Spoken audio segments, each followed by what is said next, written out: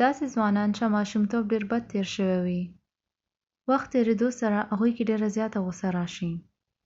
ځکه چې هغوی ناهیلتیا، خفګان او غوسې ځان کې یو تعلق دی.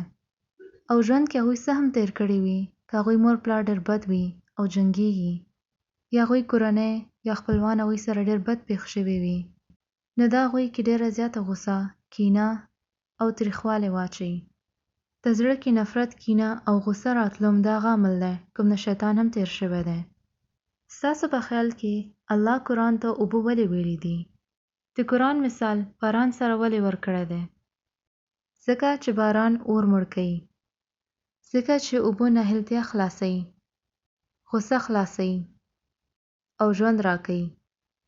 او بیا قرآن کې هدایت ته یو بل شی هم ویلی دی، رڼا. یعنی کوم ته چې موږ نور وایو. نو اوبه او رڼا دا هغه دوه شیان دي کوم چې د ځمکې باندې د ژوند نښه ده.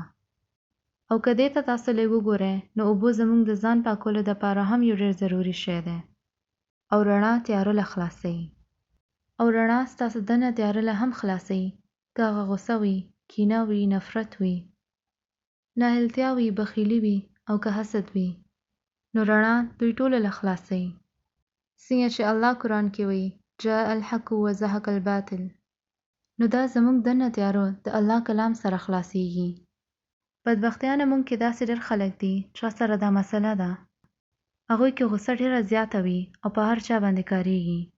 نو که هغوی قرآن هم لولي او نورو ته زده کوي، نو بیا هم د هغوی خبرو کې دومره غوسه وي چې کله هم هغوی د الله خبره کوي، نو هغوی د الله غوسې خبره کوي، هغوی د عذاب خبره کوي. او بیا نورو خلکو ته دا احساس کېږي چې هغوی کله هم جنت ته نشي تللی، ځکه چې دا دین ډېر ګران دی او الله به هغوی باندې کاریږي. خو دا ډېره غلطه خبره ده، ځکه چې دا د الله خبرو او هغې د دین حق نه دی. نو بیا تاسو ته دا کتل دی چې الله خپل ځان نه ویلي څه دي. دا خبره رښتیا ده چې الله ځینې خلکو باندې کاریږي. موږ دا لوستی دی ختم الله علی قلوبهم وعلی سمعهم وعلی ابصارهم، چې ځینې خلک عذاب مستحق دي، خو دا خبره هر چا دپاره نه ده.